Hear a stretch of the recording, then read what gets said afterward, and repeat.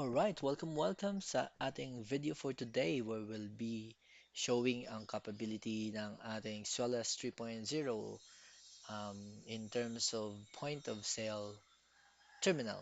So right now we will be demonstrating yung desktop version. So this is a draft version or working draft version sa ating point of sale. So makikita natin kung paano na-integrate ang job order sa point of sale natin. So let's say a customer nag-order sila or um, pa nagpa-process sila ng isang full service cleaning, which is the only service na offered ni Suelas, his boots, colored leather, white and white leather. So yan yung mga items.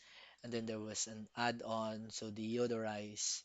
I think there is an also add-on here, rush, but I think dito siya papasok sa additional fee. Let's say we want to have it rush and one day.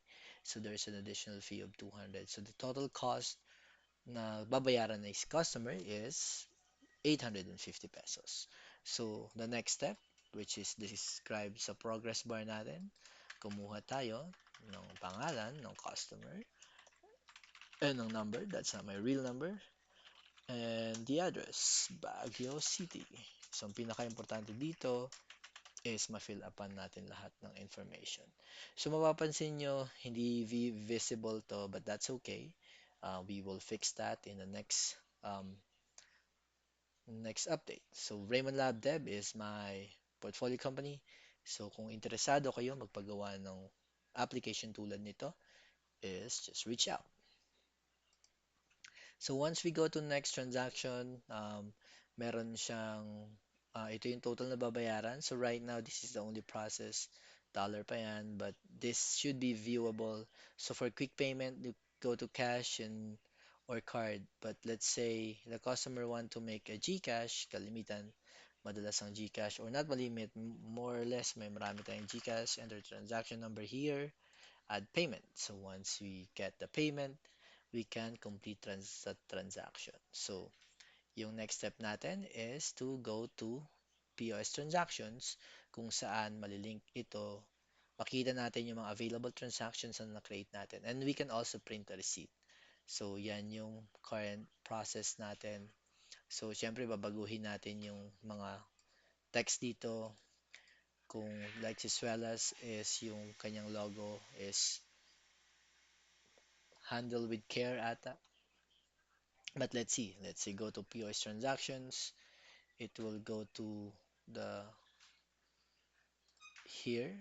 It will go here. So ito yung na-create natin. Raymond Nilo, 850. Completed and paid. So binayaran natin ng full. So right now, makikita nyo lahat ng details here. So we will be checking there kung ano yung mga kailangan nating update like yung dollar sign and then yung mga ibang items na hindi natin naisama. But I think for now, we have created a transaction ID based doon sa point of sale natin. Now, ang next step is how to create yung job order. Simple lang. You just have to create job order, which is yung plus sign dito, medyo maliit. But once you go there, it will be created and routed through this one where pre-populated yung mga field na meron tayo. So Raymond Nilo, contact number, which is the important, is yung claim stub number. And then you pick a date and the number of shoes. So disregard nyo muna itong mga to kasi this is a a draft for what it's going to be. So we wanted to have a consistent look and feel. Nagkaroon lang ng problema sa ating primary buttons. So we will change that. So let's say ang pick up date natin is at 20, malalagay na dyan. It's here. Yun nga lang is naka-white font on a white text. So it's there, but it's not kind of visible right now. But that's okay. So number of pair shoes, I don't know, isa lang ata yun, but created by me. Once we get that, we try to, I think let's take a picture muna. So, kita nyo kami. Welcome, welcome. So, yun nga pala ang t-shirt ko, Nilo Pisigan. Salamat sa sponsor. Ito naman ang shoes natin. So we take a picture of a shoes left, right, top, and bottom. Then we say, yeah, tingnan natin kung ma-analyze niya pa. But I think that should be Skechers slip-in or Skechers material, mesh, size has laces flat. So, yun, there is a little problem dun sa aking font coloring. So, let's see. We'll fix that later and confirm and calculate price. Once we have those details, we just select what type of service. I think iting ililink natin. I forgot what type of service they order, but let's see and go to the transactions.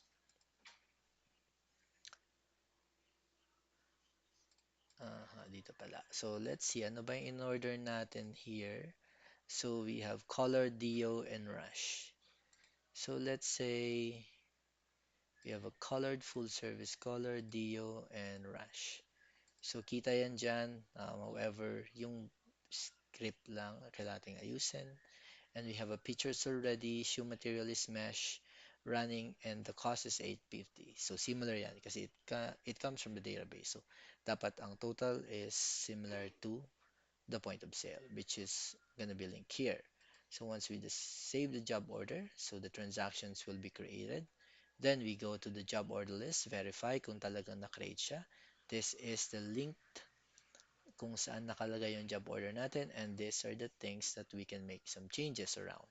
Yung status in progress, so papalitan natin yung mga font niyan so viewable lahat. So iwasan natin yung white font kasi ang background natin is white. So dito naman is yung print ng